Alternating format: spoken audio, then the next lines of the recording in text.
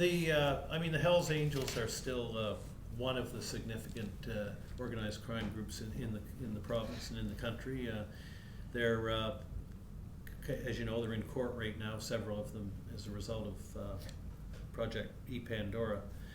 I always describe the Hells Angels as saying not all of them are the most sophisticated criminals in the world, but the organization brings with it connections and territory. The Hells Angels historically have been, in this country, have been involved in many of the drug importations. They've been involved in the supply route, getting the drugs from source country into Canada. And then once in Canada, the Hells Angels have connections in this province and across the country, really. They have connections right into all communities.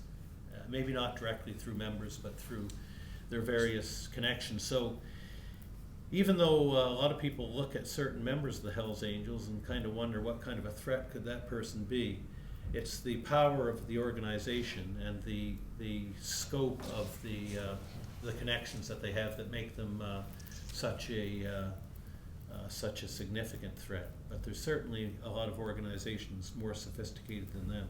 Charges over the past 2 or 3 years on some of the Asian-based gangs importing precursors and drugs from China.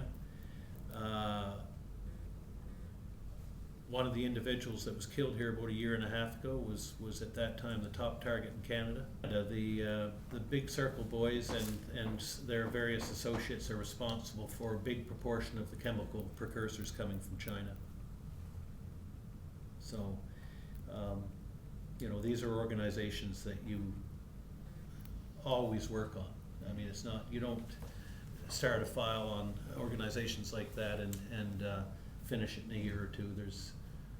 You're always working on them, the same as you're always working on the Hells Angels. What the public doesn't see, I guess, and maybe they can't in all cases, anytime there's a significant drug seizure that you hear about, you know, if you hear about a drug seizure of 50, 100, 200 keys of coke, 400 or 500 keys of pot or something like that, it's a part of a big organization. And whether you get the top guy charged in that or some of the top guys charged, you are doing significant damage in many cases to the organization.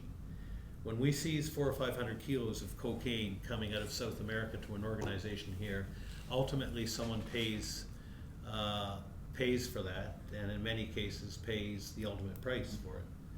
So there's an awful lot going on in the fight against organized crime that doesn't get to the courts, frankly.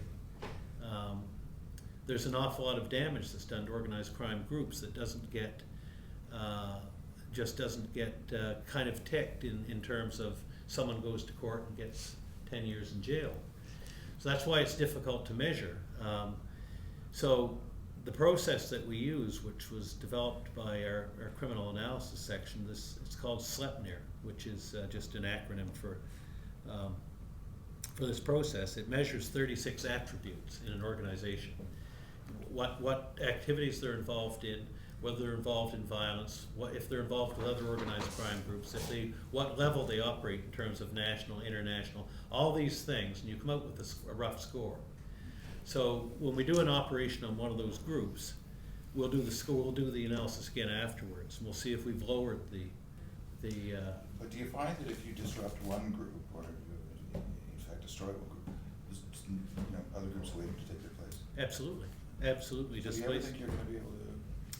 No, I think, you know, I think that for anyone to say they're going to wipe out organized crime or wipe out gang violence, I'm not sure that's going to happen, and I think we probably do a disservice to the communities we serve to lead them to think that might happen.